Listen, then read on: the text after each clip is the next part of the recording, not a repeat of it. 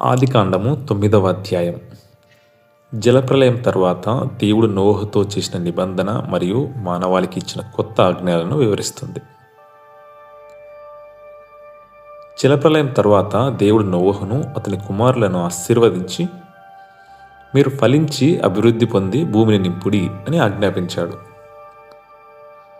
భూమి మీద ఉన్న సమస్త జంతువులు, పక్షులు, చేపలు మానవులకు లోబడి ఉంటాయని, అవి వారికి ఆహారంగా ఇవ్వబడ్డాయని దేవుడు సెలవిచ్చాడు. ప్రాణం రక్తంలో ఉంటుంది కాబట్టి మాంసాన్ని దాని రక్తంతో సహా తినకూడదని దేవుడు కఠినంగా ఆజ్ఞాపించాడు.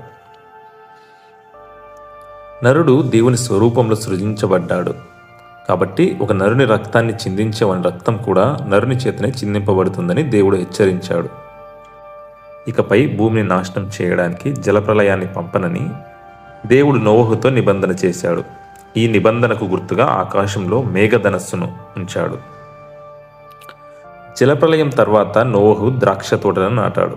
ఒక సందర్భంలో నోవహు ద్రాక్షరసం తాగి మైమరిచి ఉన్నప్పుడు అతని కుమారుడైన హాము అతని నగ్నత్వాన్ని చూసి బయట తన సహోదరులకు చెప్పాడు. కానీ షేము, యాపెతు వెనక్కి నడిచి వెళ్ళి తండ్రి నగ్నత్వాన్ని కప్పారు. దీనివల్ల నోవహు హాము కుమారుడైన కనానును శపించి షేము, యాపెతులను ఆశీర్వదించాడు.